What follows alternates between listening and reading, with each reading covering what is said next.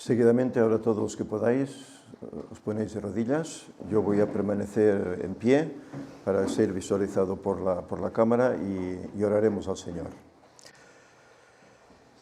Buen Dios, buen Padre, que estás en el alto cielo, te agradecemos, Señor, porque día a día nos muestras tu amor. Tú nos mantienes con vida, nos das salud, nos das esperanza, nos das tu palabra, en la cual podemos encontrar ese camino que tú marcaste para obtener la salvación. Te agradecemos, Señor, porque en estas horas sagradas de tu día de Santo Sábado podemos estar aquí un grupo de hermanos para rendirte alabanza. Gracias por la escuela sabática de esta mañana y ahora te rogamos que tu Espíritu esté también conmigo para que podamos presentar adecuadamente este tema, que pueda ser de bendición para todo aquel que lo escuche en un futuro y para los que lo escuchen y vean ahora en directo. Señor, también te rogamos por Víctor, esa intervención que él ha tenido. Tú has estado ahí, todo ha ido bien, que él pronto pueda estar en casa para continuar con esa labor a la cual tú le has llamado a hacer y que los demás podamos colaborar en este ministerio para hacer que este ministerio se expanda, para hacer que tu mensaje se extienda y muchos conozcan estas verdades esenciales, verdad presente para estos días que vivimos. Días cercanos a esa venida que en breve será cuando vengas a buscarnos en las nubes de los cielos. Señor, ayúdanos a prepararnos para ese espléndido momento y que, Señor, que cada día en nuestras vidas te demos gloria y por medio de nuestro comportamiento, nuestras acciones, palabras, etcétera, demostremos que te hemos conocido, que somos distintos, que vamos pensando en que pronto llegará la patria a la cual podremos estar por toda la eternidad. Señor, que tu paz quede con nosotros y también con todos aquellos que hoy se reúnen en todo el mundo. Y Señor, estos nuestros hermanos que puedan conocer estas verdades y no reírse de ellas y que esas almas sinceras que hay allá puedan, Señor, abrazarla y también compartirla. Que tu paz quede aquí, en el nombre de Jesús te lo pedimos. Amén.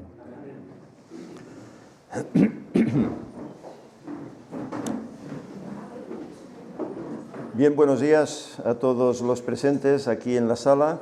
También queremos saludar efusivamente a todos los hermanos y amigos que semana a semana nos siguen a través del Internet.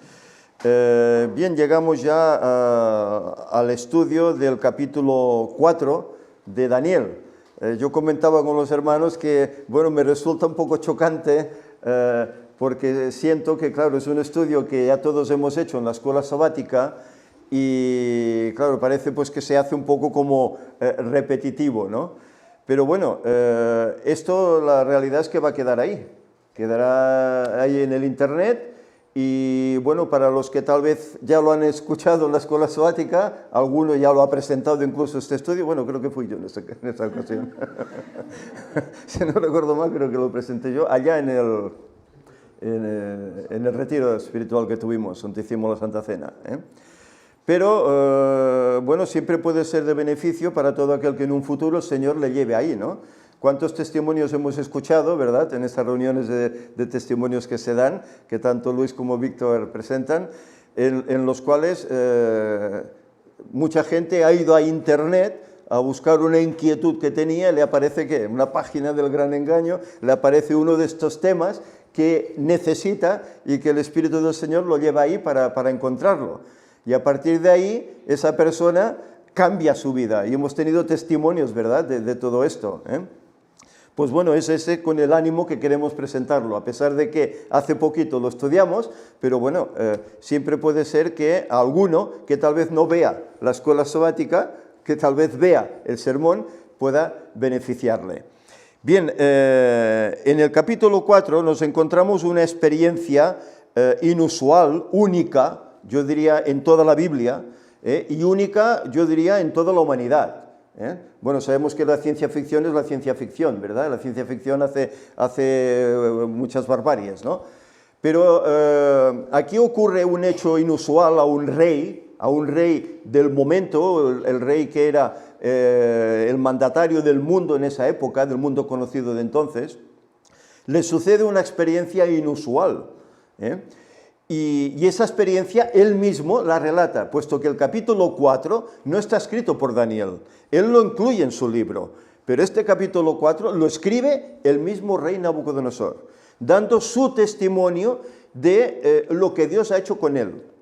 Él sabe que el Señor lo ha estado llamando, lo ha estado buscando, le ha estado intentando tocar el corazón, su mente, desde que aquellos deportados vinieron de Judea hasta su imperio, ¿verdad? A los cuales él formó para ser gente importante en el reino, consejeros, etc. Y desde entonces, cuando los conoció, pues ahí el Señor ya lo estaba buscando, le estaba dando un llamado, al cual él aparentemente respondía, pero acto seguido rechazaba, se volvía atrás. Él conocía que había un Dios superior a sus dioses, pero pronto se olvidaba y regresaba ¿a qué? A sus antiguos dioses. Hasta que el Señor ya dice hasta aquí, hasta aquí. Y en este capítulo 4, pues, el Señor le brinda la última oportunidad para que él cambie y para que él vea que realmente el Dios del cielo es el único Dios verdadero y no otro, ni Marduk, ni Bel, ni tantos otros como él tenía, para que él lo acepte y para que haga cambios en su vida. Y realmente hizo cambios. Y veremos al final de todo cómo hay una cita de Ellen White en la cual ella habla de la actitud de este hombre, de este rey, después de esa vivencia singular que tuvo en su vida. Lo que él declara y el cambio que realmente se hace en su vida. Cómo el Señor vence, finalmente vence en la vida de este hombre. Por lo tanto, si os parece, vamos a comenzar. No vamos a leer todo el capítulo entero, iremos cotejando versículo a versículo y lo iremos comentando. Hay aquí un dato que quisiera yo ofrecer. Aquí hay un sueño. Hay un sueño que este hombre tiene. Ya recordemos que cuando estudiamos capítulo 2 de Daniel, él tuvo allí un sueño, ¿verdad? Aquella estatua majestuosa con diferentes metales, pero era un sueño que él no recordaba. Y llamó a los magos, astrólogos, adivinos para que le dijeran qué es lo que había soñado y se lo interpretaran. Pero lógicamente todos que le protestaron. Rey, si no nos dices lo que has soñado, no podemos revelarte el sueño. Pero aquí está, hasta que llega Daniel, ¿no? Y todo se aclara. Pero aquí sucede distinto. Él sueña y sabe lo que ha soñado, lo recuerda perfectamente. Y nuevamente, pues, ¿qué hace? Vuelve a pedir el consejo de todos esos sabios de su reino, pero hay dificultad. Hay dificultad en ellos para interpretar ese sueño que él en esta ocasión les está dando a conocer. Y veremos qué es lo que nos dice el capítulo respecto a todos estos hechos. Estos hechos sucedieron, se calcula, sobre el año 568 a.C. Es decir, los deportados llegaron a Babilonia sobre el 605, 606. Esto sucede 30 o 40 años posteriormente. Es decir, que Daniel, si fue a Babilonia junto con sus amigos, deportado con unos 18 años, pues aquí tendría sus 50 y algo. Ya era un hombre maduro ya.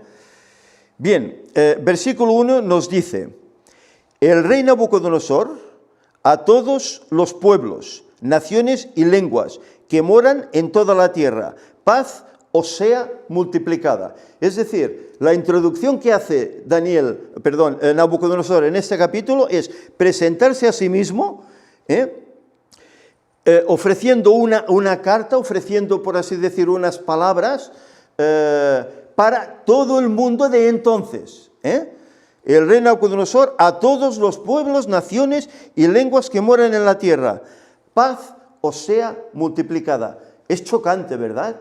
Un rey que era guerrero, un rey que era conquistador, pero en cambio aquí, ¿qué ofrece? Paz a todos los hombres. Es chocante, ¿verdad? Aquí ha habido algo, aquí ha tenido que haber un cambio, para que él ofrezca esa paz, ¿verdad? Vamos a seguir leyendo y iremos viendo el desarrollo. Dice, conviene que yo publique las señales y milagros que el Altísimo Dios ha hecho conmigo. Yo estoy leyendo la versión del siglo XXI, puede diferir tal vez con las vuestras si tenéis otras versiones. Dice, cuán grandes son sus señales y cuán potentes sus maravillas. Su reino es reino eterno y su dominio de generación en generación. Y esto lo dice un rey pagano, Nabucodonosor. Alaba, engrandece al Rey del cielo, porque ve que su dominio es para siempre, que su reino es para siempre, no como el suyo. Recordemos que cuando estudiamos el capítulo 3, ¿qué hizo él en el valle de Dura? Él hizo una estatua, como aquella que había soñado, pero toda de oro, simbolizando su reino, ¿verdad? ¿Y él qué pretendía con eso? Que su reino fuera para siempre. Pero a partir de ahí, a partir de esta experiencia, él se da cuenta que su reino no será para siempre. Que hay un solo reino que será para siempre, y es el reino del Eterno, el reino del Dios del cielo, al cual él, primeramente, rehusaba. Entonces, él aquí declara las maravillosas obras de Dios en su propia persona, los prodigios que Dios ha obrado en él mismo. Su orgullo incluso fue humillado por esa experiencia singular que el Señor le hizo vivir. Era raro, por eso, para un monarca de la época, contar experiencias negativas que había vivido. Lo normal era contar siempre las cosas gloriosas, ¿verdad?, de su persona, de lo que había hecho por el reino, del reino en general. Hacían eso. Pero él cuenta, pues, por así decir, las intimidades, las suciedades, por así decir. Es decir, que se da cuenta, con este hecho, se da cuenta de que es ¿qué? Como los demás hombres, pecador. Y que solo tiene un remedio. Y ese remedio lo encuentra ¿dónde? Perdón, ¿dónde? En el cielo, en Señor, en Dios. Confesó la vanidad y el orgullo de su corazón y habló libremente de los métodos que Dios había empleado para humillarle, a fin de que la soberanía de Dios fuese ensalzada y adorado su nombre. Y esta expresión la saco de Urias Smith. Es un libro interesante para estudiar. Pero hay otros, hay el libro de Maxwell, que también es interesante, hasta ciertos capítulos, hasta cierto momento, funciona bien. Luego hay momentos en los cuales ya tiene su interpretación propia. Ya no pedía inmutabilidad para su reino, sino que se entregó plenamente a Dios, reconociendo que solo su reino era eterno y su dominio de generación en generación. Y bueno, aquí hay una ilustración introductoria en la cual dice la locura del rey Nabucodonosor. Y vemos aquí, pues, que, bueno, más que un hombre parece un animal, ¿no? Parece, pues, no sé, como bueno, la Escritura dice un buey, ¿no? Pues parece eso, ¿no? Por así decir. Un buey, un león, no sé, algo así. Vamos a ver, que iremos pasando. Vamos a seguir leyendo.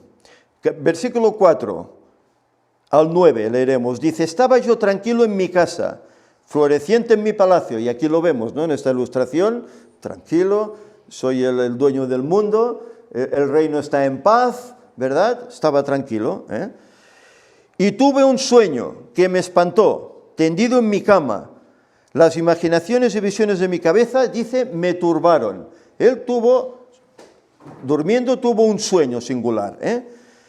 Por eso mandé llamar a todos los sabios de Babilonia, para que mostrasen la interpretación del sueño. Vinieron los magos, astrólogos, caldeos y adivinos. Les conté el sueño, pero no me pudieron dar su interpretación. Hasta dice que entró ante mí Daniel, llamado Belsasar, como mi Dios, en quien mora el Espíritu del Dios Santo. A él le conté el sueño diciendo, Belsasar, jefe de los magos, yo sé que el Espíritu del Dios Santo mora en ti y que ningún misterio se te esconde. Escucha pues el sueño que tuve y dime qué significa. Es decir, él, como vemos al principio, llama a todos esos sabios de su reino, caldeos como él, para que le den interpretación a ese sueño. Pero dice que, aunque él les explica el sueño, cosa que anteriormente no hizo porque no lo recordaba, ahora sí lo explica, pero dice que no le pueden dar interpretación, no entienden. Y bueno, aquí diríamos que hay gato encerrado. Entienden y no entienden. No entienden porque no quieren entender. ¿Por qué? Vosotros imaginaros, en aquellos tiempos, hablar algo negativo a un rey sobre su persona, ¿eso era qué? ¿Pena de qué? Era pena de muerte. Solo podías decirle que guapo eres, que bien lo haces, ¿verdad? Pero decirle lo negativo, vamos, se te iba al cuello. Por eso en parte no quisieron decirle el sueño. En parte también, como no eran dirigidos por el Espíritu Santo, no comprendían plenamente lo que significaba todo aquel majestuoso árbol el cual él había estado soñando.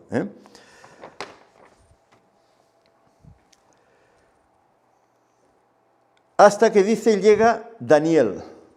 Él a Daniel lo conocía. Había tenido con Daniel ya varias entrevistas, todas positivas.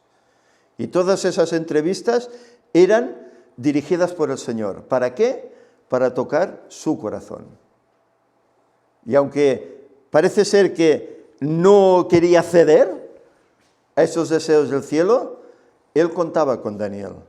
Porque aquí le dice, yo conozco que en ti está el Espíritu de Dios. En otras versiones dice el Espíritu de los dioses, ¿no?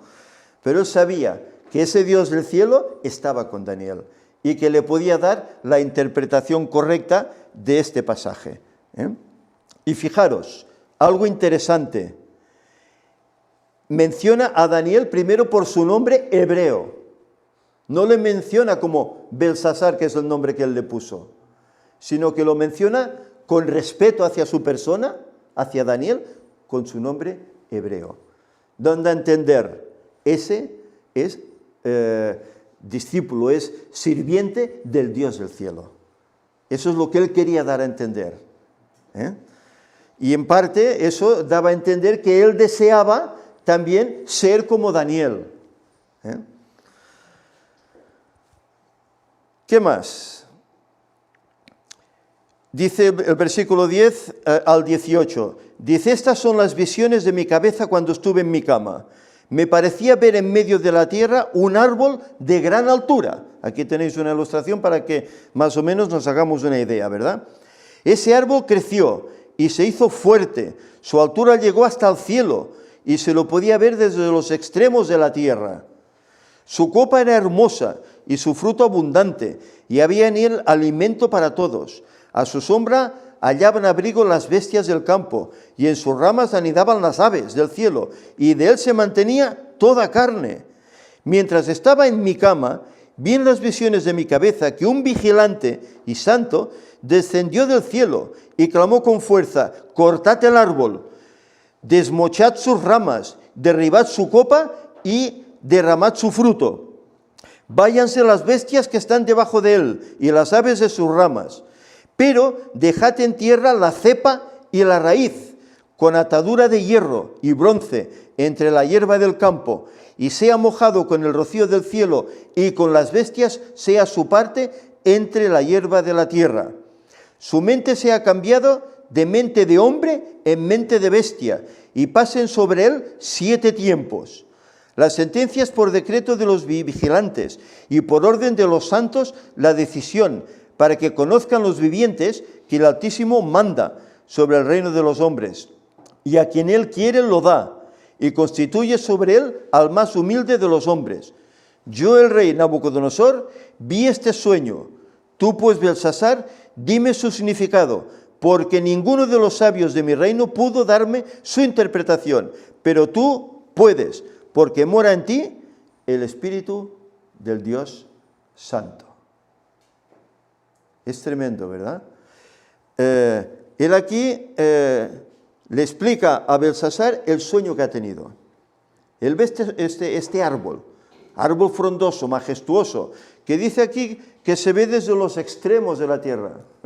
Bueno, lo que decíamos en la escuela sabática, ¿verdad? Entonces, eso quiere decir que la tierra es plana, ¿no? Ahí se cogen los terraplanistas, ¿no? Pero vamos a ver, aquí no tenemos edificios muy altos, pero bueno, en Barcelona ya hay alguno, ¿eh?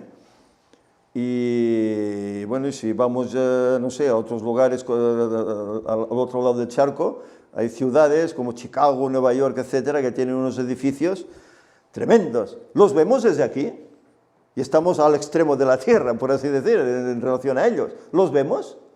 Entonces, esto es una expresión simplemente que quiere decir que los que estaban en ese valle de Dura pudieron ver, perdón, de Dura, no era de Dura, sino los que veían ese árbol en ese sueño, por así decir, estaban cerca para verlo, ¿eh? Porque aquí no vemos edificios altos. Ahí en Japón y en otros países hay edificios súper altísimos, ¿verdad?, de 300 metros o más, y en cambio aquí no los vemos. Nuestra vista no alcanza tanto. Hoy, hoy no alcanza tanto. En la eternidad será otra historia, porque recordemos que en la eternidad dice que habrá una mesa larga, pero que nuestra vista, ¿qué hará? La abarcará toda. Pero en cambio hoy no podemos abarcar el edificio que está a 12.000 kilómetros de aquí. No podemos abarcar. Entonces esto es una forma de hablar que eso lo veían los que estaban ahí cerca. Como aquella estatua la veían ¿quiénes? Los que estaban cerca. Los que no, pues no podían verla, ¿verdad? Y es interesante también cómo aquí dice que iban a pasar sobre ese árbol, iban a pasar cosas. Por ejemplo, un vigilante, que no es otro que un ángel, ¿verdad?, da la orden de que ese árbol sea, ¿qué?, cortado, ¿verdad? Y bueno, el árbol queda así, el árbol es cortado y solo queda el ¿qué?, el tocón, digamos, en la tierra, con sus raíces, y le es puesto un cepo, como queriendo guardarlo, ¿verdad?, como queriendo guardarlo para que en un futuro, pues ese árbol pueda volver a crecer, ¿eh? Hay árboles que son así, ¿verdad? Bueno, aquí tenemos gente que estudia madera, ¿verdad? Y hay árboles que los cortas y ahí se quedan, ¿no? Pero hay otros árboles que los cortas y vuelven a crecer. Mírate, allí en la entrada de mi pueblo hay unos platanés, no sé en castellano, que son plataneros, ¿cómo se llama esto? No sé, en catalán son platanés, no sé, es un árbol que no tiene fruto, simplemente hace unas bolas que eso, bueno, como los que hay en la dehesa, ¿no? No son platanés, eso se les llama platanés. Esos, no sé en castellano cómo es, ¿verdad? Tienen bueno, no es un fruto, es como unas bolas, que eso con el aire pues se deshace y salen como una borra que vuela, y crea pues polen y todas estas cosas, ¿no? Pues yo vi que, bueno, cada X años los árboles crecen muy altos, no sé, igual tienen 20, 25 metros, crecen mucho, los cortan, y supongo que pues, de esa madera la utilizarán para algo, ¿no? Pero al cabo de un tiempo, pero poco tiempo, un año, 2 años, ves que ya empiezan a crecer y vuelven a esa altura que habían tenido antes de ser cortados. Pero hay otros árboles que no sucede así. Yo en mi casa tenía un cerezo que ocupaba todo el patio y nos entraba casi por la ventana. Y bueno, al final pues tuvimos que cortarlo porque parecía siempre de noche, no entraba la luz. Tuvimos que cortarlo. ¿Sabéis? Ese cerezo lo corté y estuvo años, que el tocón estuvo allí años y no creció ni 1 milímetro. No creció, ¿por qué? Había hecho su crecimiento y ya no podía crecer más. Pero hay especies de árboles que los cortas y vuelven a crecer. Y este sería de esa especie, porque aparentemente estaba cortado, pero se le pone un cepo. ¿Por qué? Porque iba a volver a crecer este árbol. Claro, este árbol, recordemos que en la Biblia, en profecía, los árboles, Luis lo sabe muy bien, ¿verdad? ¿A quién simbolizan? A las mismas personas, ¿verdad? Y ese árbol, ¿a quién simbolizaba? Pues al mismo rey, ¿verdad? Que le iba a pasar una historia singular, pero al final, cuando volviese en sí de esa locura, volvería otra vez a su imperio, volvería otra vez a crecer, incluso con más poder que el que había tenido antes de que le pasara este hecho. Vamos adelante y luego comentaremos alguna cosa más. Versículos 20 al... No, perdón, el versículo 19. Él le pide, en versículo 18, le pide a Daniel que tú que tienes el Espíritu del Señor, revélame este sueño. Y el versículo 19 dice, entonces Daniel, llamado Belsasar, estuvo callado por algún tiempo y sus pensamientos lo turbaban. Pero el rey le dijo, Belsasar, ni el sueño ni su interpretación te espanten. Belsasar respondió, Señor mío, el sueño sea para tus enemigos y su interpretación para los que mal te quieren. ¿Qué demostraba aquí Daniel al estar callado? ¿Que le pasaba como los caldeos? ¿Que no sabía interpretar el sueño siendo dirigido por el Señor? No. Lo que pasa es que, como dice aquí, el resultado de todo esto sea para tus enemigos, ¿no? ¿Por qué? Él estuvo callado porque se daba cuenta que lo que le iba a decir al rey era contra su persona. Y no tenía temor de que el rey dijera enfadado, pues ahora te quito la vida. No tenía temor, porque él creía en el Señor y estaba afianzado en el Señor. Y al igual que sus compañeros, cuando iban a ser echados al horno, dijeron, pues si vamos a ser echados, échanos. El Señor hará su voluntad. Si nos libra bien y si no, pero no vamos a obedecerte. Pues Daniel lo mismo. Yo te voy a contar la experiencia y que sea lo que Dios quiera. Pero entre ellos había un feeling. Había un feeling. Con él había tenido, como hemos dicho, entrevistas. Tanto en el primer capítulo con la alimentación, ¿verdad? Todo el examen que les hace, como luego en Daniel 2 con esa interpretación que hace de la estatua, del sueño.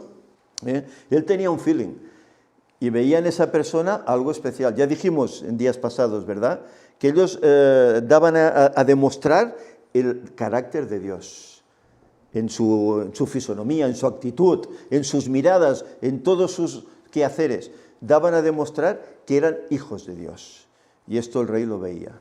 Por eso tenía esa confianza. Daniel, cuéntame, no temas, cuéntame, sin temor. Y leemos versículos del 20 al 26, dice, el árbol que viste, que crecía y se hacía fuerte, cuya copa llegaba hasta el cielo y que se podía ver desde los extremos de la tierra, de hermosa copa y abundante fruto, que daba alimento para todos y abrigo para las bestias del campo y las aves del cielo, eres tú mismo, que creciste y te hiciste fuerte, pues creció tu grandeza y ha llegado hasta el cielo, es decir, hasta el conocimiento del cielo. ¿Por qué? El Señor es el que pone y quita reyes, ¿verdad? Él permitió que eso fuera así. ¿No estamos estudiando ahora otras profecías en las cuales vemos sucesión de imperios que fueron de capricho? No, el Señor determinó que eso iba a suceder y ¿qué hace? Toma a Daniel para que escriba. Esto va a pasar así. Y tal como Daniel escribe, sucede. Y así vemos cómo los diferentes imperios han ido viniendo hasta que estamos en el que estamos, ¿verdad? En esta Europa final. Eres tú mismo, que creciste y te hiciste fuerte, pues creció tu grandeza, y ha llegado hasta el cielo, y tu dominio hasta los confines de la tierra. Y en cuanto al vigilante y santo que viste, que descendía del cielo, y decía, cortad el árbol y destruidlo, pero dejad en la tierra la cepa y su raíz, perdón, con ataduría de hierro y bronce en la hierba del campo, y sea mojado con el rocío del cielo, y su parte sea con las bestias del campo, hasta que pasen sobre él 7 tiempos, este es el significado y la sentencia del Altísimo que ha venido sobre mi Señor el Rey. Te echarán de entre los hombres, vivirás con las bestias del campo, con hierba del campo te apacentarán como a los bueyes, y con el rocío del cielo serás bañado, y 7 tiempos pasarán sobre ti, hasta que entiendas que el Altísimo domina sobre el reino de los hombres, y a quien Él quiere, lo da. Y la orden de dejar en la tierra la cepa y la raíz del árbol, significa que tu reino te será restaurado, cuando reconozcas que el cielo es el que rige. Por tanto, aprueba mi consejo. Lo leeremos luego, hasta ahí, hasta el 26. Es decir, aquí Daniel le explica el sueño y la interpretación de ese sueño. ¿Y qué le dice? Ese árbol majestuoso que tú ves en sueño, eres tú mismo rey. El rey era el sustentador de todo su imperio. Todo dependía de él. Tú eres ese rey. De ti viven todos. Pero ¿qué sucederá? Dice, llegará un momento en que te echarán de entre los hombres. ¿Por qué? Porque perdería su cabeza. No sé aquí, bueno, está más o menos la misma ilustración que hemos puesto antes. ¿Os imagináis una persona así? Bueno, a ver, hay enfermedades raras en el mundo, ¿verdad? Hay enfermedades raras.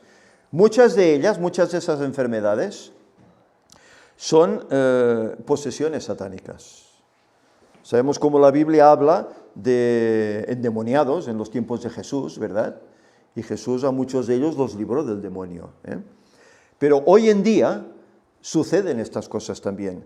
¿Sabéis? Hay gentes que están encerradas en manicomios que los mismos doctores no saben explicar el por qué han llegado a estos extremos. No saben explicar. Ven algo inusual ahí. Porque una persona puede estar enferma, pero, bueno, hasta cierto punto es persona, ¿verdad? Pero cuando ya uno pierde toda la personalidad de persona y se convierte en animal, y mataría y comería o haría lo que fuera con los demás, dices, ostras, ¿esto es normal? Aquí hay algo, ¿verdad? Y tienen una fuerza inusual que no los pueden controlar entre varias personas. Uno puede estar enfermo, pero su fuerza será la misma, ¿no? De acuerdo que en un momento dado, pues esa energía, ese nervio sale, ¿verdad? Y puedes a veces levantar algo que no podrías hacerlo en momento sosegado, ¿no? Pero no tienes una fuerza descomunal. Cuando esa fuerza es tan descomunal, quiere decir que ahí hay algo. Hay algo que no es esa persona la que actúa, sino que hay unos poderes que están actuando a través de esa persona. Y esos son los demonios. Esos ángeles caídos que fueron expulsados del cielo junto a Lucifer, junto a Satanás, y están aquí. Y toman posesión de las gentes. Lo hicieron entonces y lo están haciendo ahora. Si no, ¿cómo podemos explicar esas atrocidades que suceden en nuestro mundo?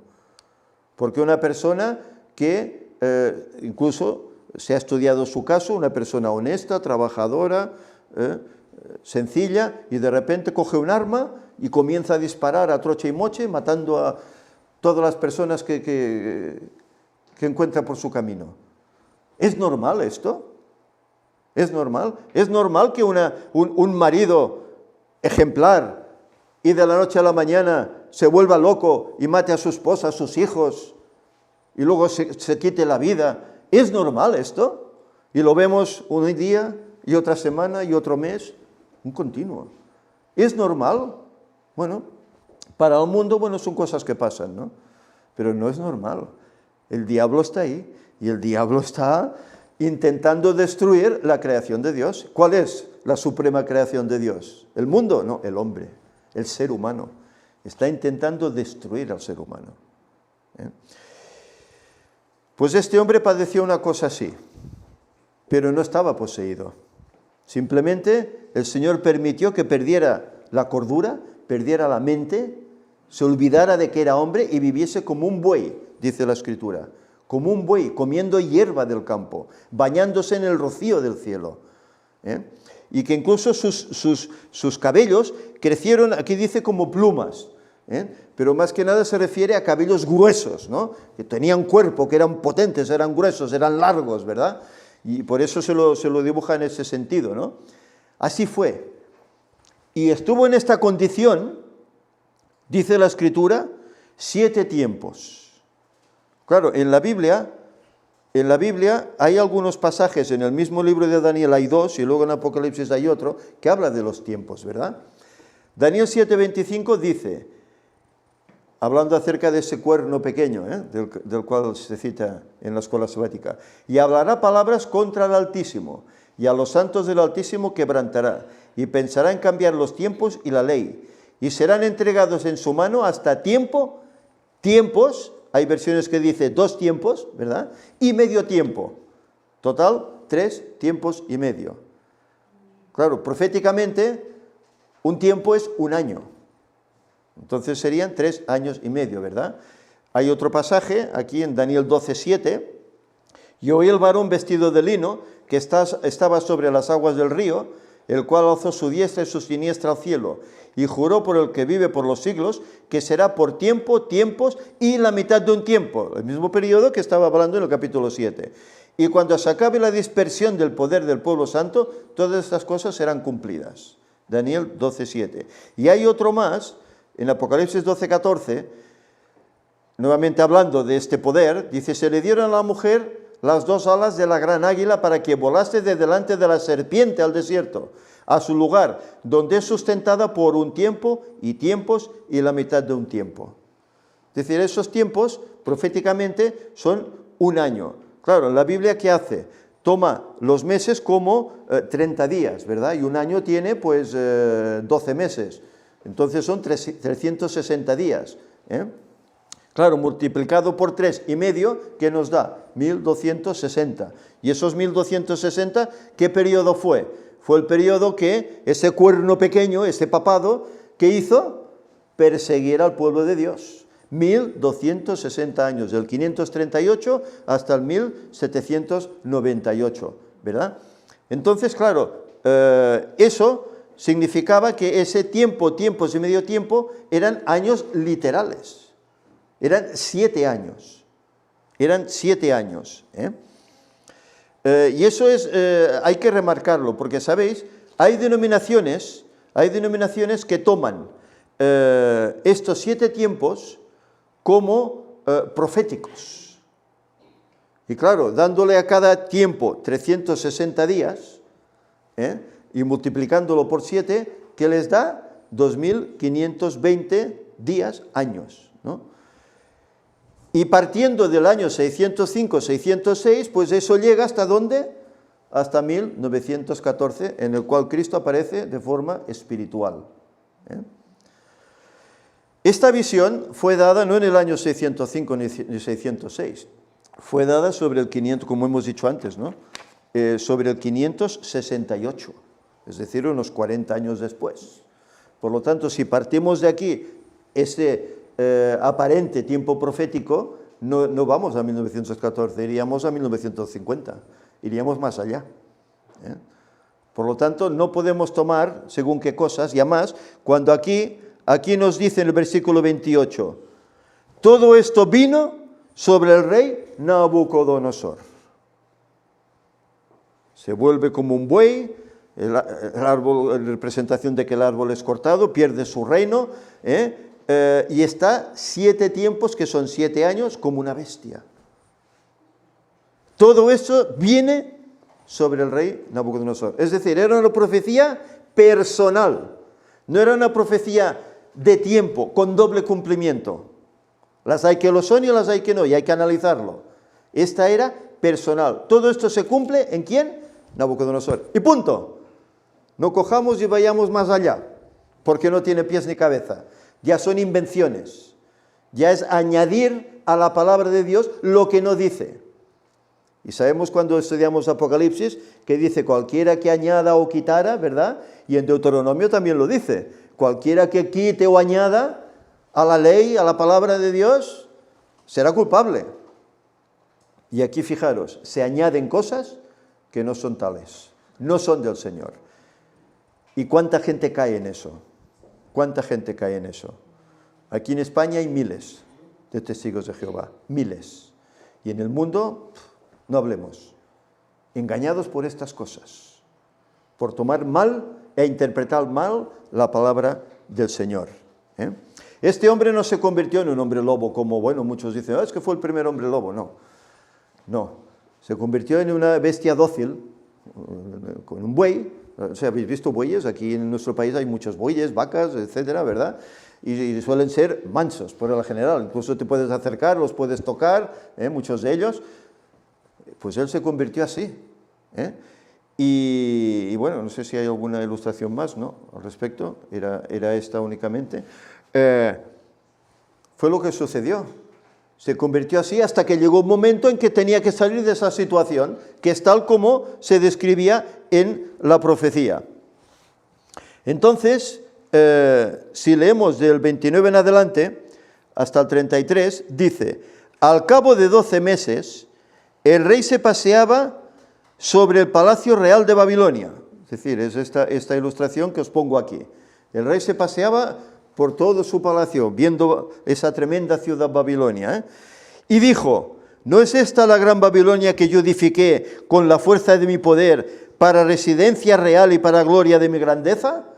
Él se enorgullece de haber levantado ese imperio, esa ciudad maravillosa, con esos, se dice, de esos jardines flotantes, ¿verdad?, majestuosos que tenían, esas torres enormes. Aún hay ruinas de todo eso y se ha podido indagar la enormidad de la ciudad en kilómetros, ¿verdad?, etcétera.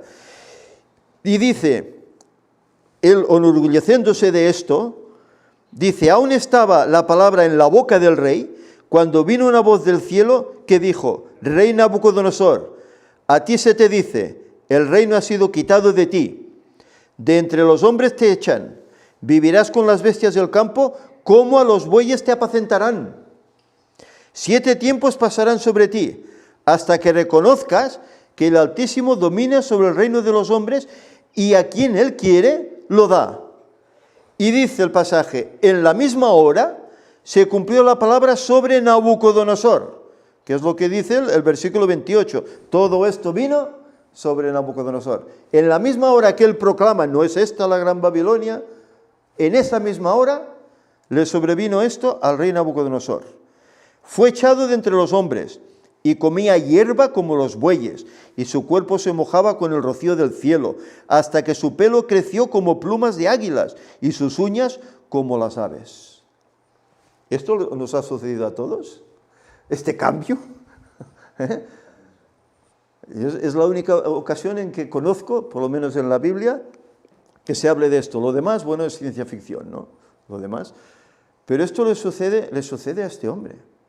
En todo ese apogeo de su reino, en todo ese orgullo, ¿verdad?, propio, por haber construido ese imperio creyendo que lo había hecho él mismo, todo eso le viene a él. Y dice que todo esto le sucederá hasta que vuelva en sí. Y fijaros, esta es la demencia del rey Nabucodonosor. Recordemos que desde que él tiene la entrevista con Daniel, dice que pasa ¿cuánto tiempo hasta que le viene esto? ¿Lo habéis leído? 12 meses, un año, Esto demuestra la paciencia que Dios tiene con el ser humano, No dice y hace pum, no. El Señor le advierte: te va a pasar esto. Pero le da un año de gracia, un año de margen para que él cambie actitudes, para que no tenga que sufrir esto. Es decir, en su persona esto era condicional entonces. Si él obedecía a Dios, eso no le hubiese pasado. Pero como sigue reincidiendo, ¿no es esta la gran Babilonia? Mi orgullo, soy orgulloso. ¿Qué hace? Al cabo de un año el Señor permite que esto le suceda. Y es echado, como dice el pasaje. Pero fijaros, versículo 34 y 35 dice: al fin del tiempo yo, Nabucodonosor, alcé mis ojos al cielo, y mi sentido me fue devuelto. ¿Os imagináis esa bestia arrastrándose por la tierra y de repente vuelve en sí y levanta la vista al cielo? Como queriendo decir: ¿qué me ha pasado? Hay un Dios arriba que me está vigilando, que está por mí. Vuelve su sentido a Él. Entonces alabé al Altísimo, dice: honré y glorifiqué al que vive para siempre, cuyo dominio es dominio eterno y su reino por todas las generaciones. Ante él todos los habitantes de la tierra son considerados como nada, como diría también Isaías, ¿verdad? En el ejército del cielo y en los habitantes de la tierra hace según su voluntad. Ni hay quien detenga su mano y le diga, ¿qué haces? ¿Quién puede contradecir al Señor? Había profetas a veces que discutían con el Señor, ¿verdad? Y querían intentar cambiar los designios que Él daba. Pero se daban cuenta que si Dios lo dice, es así. No podemos hacer nada y tenemos que aceptarlo. Pues este hombre finalmente, gracias al Dios del cielo, volvió en sí y glorificó a ese Dios como Dios. Ya olvidó a aquellos dioses que tenía en su reino. Para él, el único Dios era el Dios del cielo. ¿Os imagináis el testimonio que podía dar a su imperio? A todos aquellos magos caldeos que prácticamente todos eran espiritistas, ¿verdad? A todos esos adoradores de ídolos, decirles, no, estáis equivocados. El único Dios es el que está en los cielos. El que ha hecho esto en mí, este prodigio. Me ha castigado por no ser obediente durante 7 años. Pero me ha vuelto el raciocinio otra vez. ¿Y qué hizo el Señor por él? Fijaros, ahora yo, el versículo 37, ahora yo, Nabucodonosor, alabo. El 36 primero. En el mismo tiempo mi razón me fue devuelta y la majestad de mi reino, mi dignidad y mi grandeza volvieron a mí, como al principio. Mis gobernadores y mis consejeros me buscaron y fui restituido a mi reino y mayor grandeza me fue añadida. Encima, Señor, aún como te has convertido en mi hijo, pues ahora te bendeciré más. Vas a tener mayor grandeza, mayor fama, mayor honra que la que tenías antes. Y así llega a ser. Y dice, ahora yo, Nabucodonosor, alabo, engrandezco y glorifico al Rey del cielo, porque todas sus obras son verdad, sus caminos justos, y puede humillar a los que andan con soberbia. Hablando de él mismo. Puede humillar a los que andan con soberbia como hice yo mismo. Pero ¿sabéis? La escritura está escrita, ¿para quién? ¿Para Nabucodonosor? ¿Para sus contemporáneos? Está escrita ¿para quiénes? Para los que han alcanzado los fines de los tiempos. Y hoy los gobernadores son así, los mandatarios de la tierra son así, humildes, amorosos, son así, buscan el bien del pueblo, son así, ¿verdad? Buscan a Dios. Bueno, aparentemente algunos buscan a Dios, aparentemente, pero es otro Dios al que buscan. Muchos ya directamente buscan a la Virgen María, que sabemos lo que hay detrás, ¿verdad? Como es el diablo disfrazado, ¿verdad? Y buscan esas cosas que no son realmente los caminos del Señor. Pero de honradez y de humildad, poco hay, ¿verdad? En todos ellos, poco hay. Yo no quiero decir que alguno, tal vez el Señor toque su corazón y también le pase como a este hombre. No que viva esa experiencia, pero sí que busque a Dios, alguno. Pero por lo general, el predominio del ser humano aquí en este mundo, ¿qué es? Crecer en todos los sentidos, aunque con eso se tenga que pasar por encima de los demás. Y es así como se suele actuar. Ahora bien, como cristianos, ¿hacemos eso? Cuando hacemos la Santa Cena, ¿verdad? Y nos lavamos los pies los unos a los otros en señal de humildad, de que ni tú eres mayor que yo mismo, ni yo mismo mayor que tú.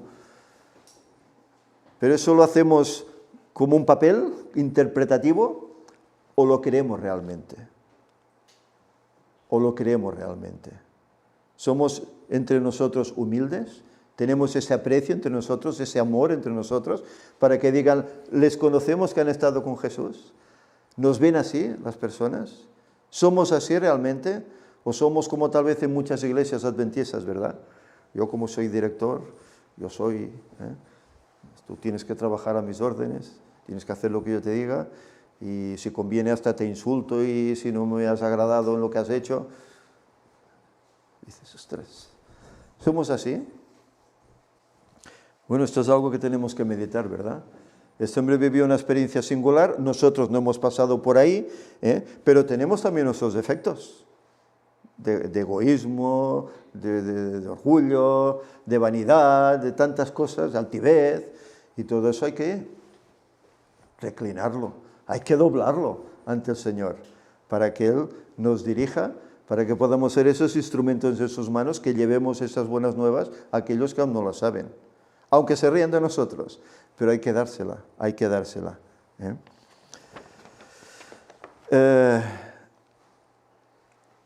Aquí en esta ilustración se muestra como públicamente alaba al Dios del cielo por lo que ha hecho por él y cómo finalmente le ha buscado, ¿verdad? Y hay esta cita que se encuentra en Profetas y Reyes, páginas 382-383. Y es muy digna de leer y muy sabia de leer, porque nos explica realmente cómo fue el cambio que se obró en la vida de este hombre. Dice, el que fuera una vez un orgulloso monarca, había llegado a ser humilde hijo de Dios. Un rey pagano. No era israelita, no era hebreo. Y había llegado a ser humilde hijo de Dios. ¿Y os acordáis como en los tiempos de Jesús, y antes también, los hebreos, nosotros somos el pueblo de Dios, nosotros somos, y a los demás los tenían, cuando la ley, la Torá, les decía que tenían que considerar al extranjero como uno de ellos también, en cambio los desechaban, samaritanos y tantos otros los desechaban, ¿verdad?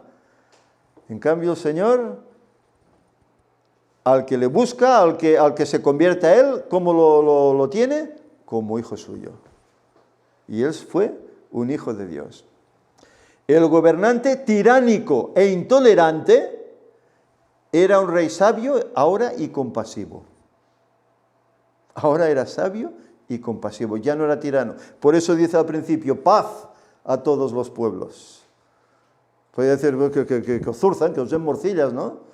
Estáis sometidos, os voy a pisar el yugo, ¿no? Pero no, paz a todos los pueblos. Ese cambio que se obra en él. El que había desafiado al Dios del cielo y blasfemado contra él, reconocía ahora el poder del Altísimo y procuraba fervorosamente promover el temor de Jehová y la felicidad de sus súbditos. Igual que los gobernantes de hoy, ¿verdad? Todos procuran nuestra felicidad. Y miran de apretarnos tanto como pueden, con impuestos y leyes a veces que casi no se pueden cumplir, ¿verdad? Bajo la reprensión de aquel que es rey de reyes y señor de señores, Nabucodonosor había aprendido por fin la lección que necesitan aprender todos los gobernantes. Va mucho más allá el lenguaje, todos, a saber, que la verdadera grandeza consiste en ser verdaderamente, ¿qué? Buenos, buenas personas, buenos hijos de Dios. Y eso poco se tiene en cuenta, puesto que a Dios se lo discrimina. Y ya sabemos que en las altas esferas sí tienen un Dios, pero es un Dios, ¿qué? Pagano, ¿verdad? Allá en la ONU no hay una piedra, no hay una piedra, es un simbolismo total del espiritismo, ¿verdad? De adoración a los dioses paganos, ahí están. Y van y consultan y meditan delante de ella. ¿Buscan a Dios, al Dios del cielo? No. Reconoció a Jehová como el Dios viviente, diciendo, ahora yo, Nabucodonosor, alabo, engrandezco y glorifico al Rey del cielo, porque todas sus obras son verdad y sus caminos juicio, y humillar puede a los que andan con soberbia.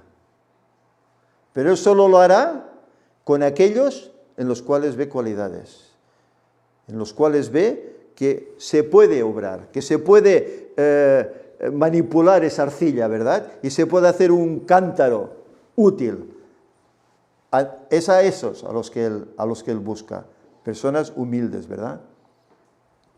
Estaba ahora cumplido el propósito de Dios, de que el mayor reino del mundo manifestase sus alabanzas. La proclamación pública en la cual Nabucodonosor reconoció la misericordia, la bondad y la autoridad de Dios fue el último acto de su vida que registra la historia sagrada.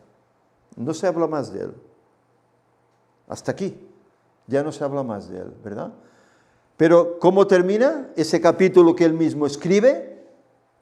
Glorificando a Dios por lo que ha hecho en su vida. Dando gracias incluso porque ha tenido que padecer esas cosas, que ha sido la semilla que ha hecho que fructifique para el cielo. Y a veces nosotros nos quejamos. Oh, es que tengo esta dificultad. ¿Por qué, Señor, permites? ¿Por qué permites? Y si pusiésemos las cosas en las manos del Señor y dejásemos que todo llevara su camino, veríamos bendición. Que veríamos cómo el Señor nos saca de ese atolladero y nos libera y nos da bendición. Y es para beneficio nuestro, para nuestra formación. Formación de ese carácter que tenemos que llevar para el cielo. Bien, eso es todo. Creo que no hay ninguna más. Que esta historia, desde luego, sirva para nosotros también, puesto que está escrito aquí para nuestra enseñanza. No la veamos solo una cosa puntual para un rey de ese momento, sino que la veamos como el Señor no solo busca a Él, sino que nos busca a todos los habitantes de este mundo. Y que todos, pues, tenemos el derecho y el privilegio de poder aceptar a este Dios para salvación. Si no lo aceptamos, si no andamos conforme a sus requerimientos, no podremos sostenernos en pie cuando Él venga. No podemos estar allí parados frente de Él, sino al contrario. Esa luz que Él desprende nos matará, nos quitará la vida. Por eso dice que los malvados buscarán las piedras, caed sobre nosotros y escondernos. Que no sea esa nuestra experiencia, sino que nuestra experiencia sea, este es nuestro Dios. Le hemos esperado, hemos hecho su voluntad y nos salvará. Es mi deseo para todos. Amén. Vamos a ponernos en pie, concluiremos con una oración.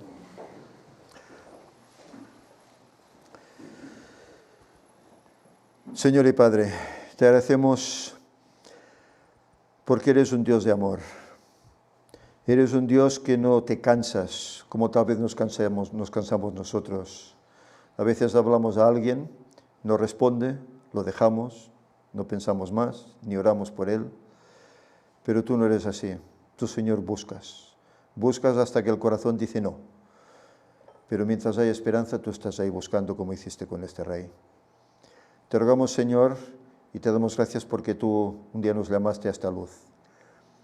Te rogamos que ahora no sea eso infructuoso, sino que nosotros participemos en ella, buscándote, alabándote, amándote, que en nosotros nazca ese principio de amor que el cielo nos da, para que de esta forma los demás vean que somos distintos y vean que tenemos una vida y que tenemos un mensaje, una esperanza que nos ayudan y que muchos también puedan, por así decir, contagiarse de esto y vivirlo en sus vidas. Señor, el mundo está pereciendo.